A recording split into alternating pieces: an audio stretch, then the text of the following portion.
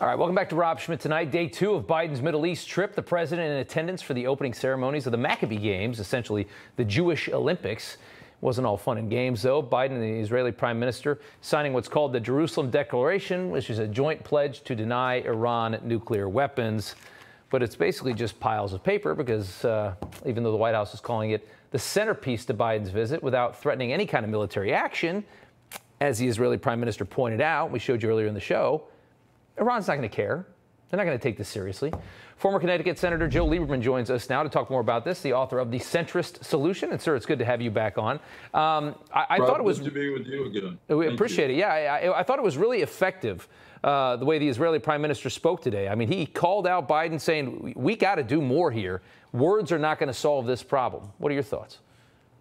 Well, I agree totally. Look, overall, the two-day visit of President Biden to Israel went well, and it was successful. The Israelis know Joe Biden for a long time. They like him. But there was this one big exception, and that was, how do you deal with Iran? And that exception will carry over, again, to Saudi Arabia, which is the real focus of this visit by President Biden. I mean, and it couldn't have been clearer.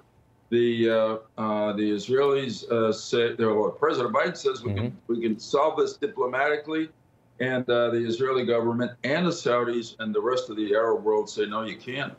This has got to involve a credible military option because the Iranians are not just going to give up their nuclear program to be nice to us, even if we bribe them. It's naive to think that that would be the case. It's so naive, and it's amazing that people that have been working in foreign policy for that long can't figure out what everyone else seems to understand completely.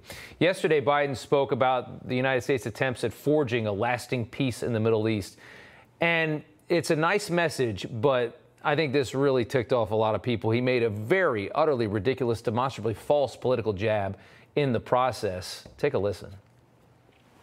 With the last administration, we sort of walked away from the Middle East, that we were going to create a vacuum that China and or Russia would fill. And we can't let that happen.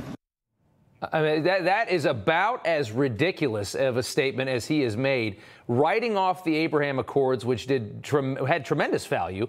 Politico reporting, in fact, and to their credit, Biden aides privately concede that Trump's deals have helped lower the temperature in the Middle East. I mean, how do you go there and make a statement like that to Israeli media?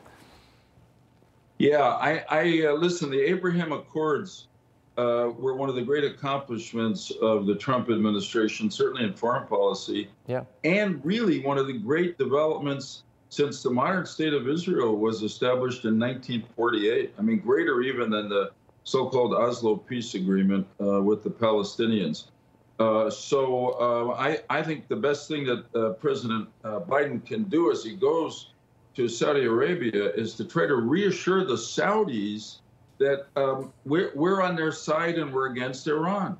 And if we do that, then I think they'll trust us and work with us and Israel and the Arab allies. Because right now, the Saudis feel that every time we go into a meeting with Iran, they think we're sitting down with their enemy and that we're really not trustworthy allies to them.